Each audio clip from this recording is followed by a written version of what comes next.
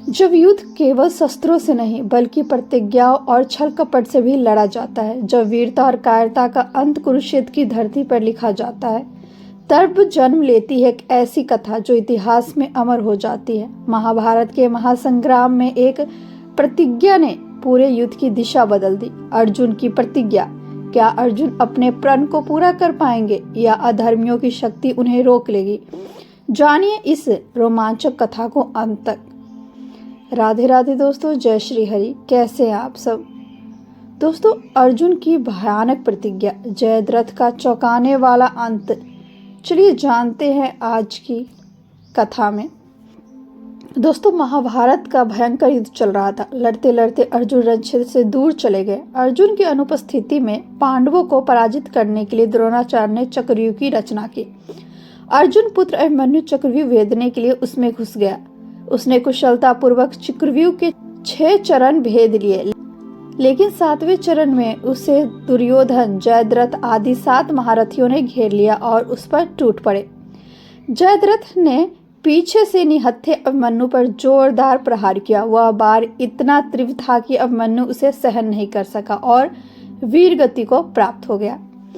अभिमन्यु की मृत्यु का समाचार सुनकर अर्जुन क्रोध से पागल हो गया। उसने प्रतिज्ञा की कि यदि अगले दिन सूर्यास्त से पहले उसने जयद्रथ का वध नहीं किया तो वह आत्मदाह कर लेगा।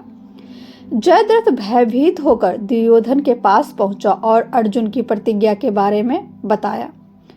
दुर्योधन उसका भय दूर करते हुए बोला, चिंता मत करो मित्र, मैं और सारी कौरव सेना तुम्हारी रक्षा करेंगे। अर्जुन कल तुम तक नहीं पहुंच पाएगा और उसे आत्मदाह करना पड़ेगा।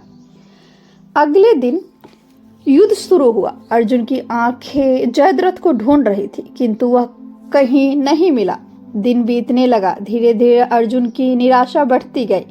यह देख श्री कृष्ण बोले, पार्थ, समय बीत रहा है और कौरव सेना ने जयद्रथ को रक्षा कवच में घेर रखा है, अतः तुम शीघ्रता से कौरव सेना का संहार करते हुए अपने लक्ष्य की ओर बढ़ो। यह सुनकर अर्जुन का उत्साह बढ़ा और वह जोश से लड़ने लगे, लेकिन जयद्रथ तक पहुंचना मुश्किल था। संध्या होने वाली थी। तब श्री कृष्ण ने अपनी माया फैला दी। इसके फलस्वरूप सूर्य बादलों में छिप गया और संध्या का भ्रम उत्पन्न हो गया। संध्या हो गई और अब अर्जुन को प्रतिज्ञावश आत्मदाह करना होगा। यह सोचकर जयद्रथ और दुर्योधन खुशी से उछल पड़े। अर्जुन को आत्मदाह करते देखने के लिए जयद्रथ कौरव सेना के आगे आकर अट्टहास करने लगा। जयद्रथ को देखकर श्री कृष्ण बोले, पार्थ, तुम्हारा शत्रु तुम्हारे सामने खड़ा है, उठाओ अपना गांडीव और वध कर दो इसका। वह देखो, अभी सूर्यास्त नहीं हुआ है। यह कहकर उन्होंने अपनी माया समेट ली। देखते ही देखते सूर्य बादलों से निकल आया। सबकी दृष्टि आसमान की ओर उठ गई। सूर्य अभी भी चमक रहा था। यह देख जयद्रथ और दुर्योधन के पैरों तले जमीन खिसक गई। जयद्रथ भागने को हुआ, लेकिन तब तक अर्जुन ने अपना गांडीव उठा लिया था। तभी श्री कृष्ण चेतावनी देते हुए बोले, हे अर्जुन, जयद्रथ के पिता ने इसे वरदान दिया था कि जो इसका मस्तक जमीन पर गिराएगा उसका मस्तक भी 100 टुकड़े में विभक्त हो जाएगा।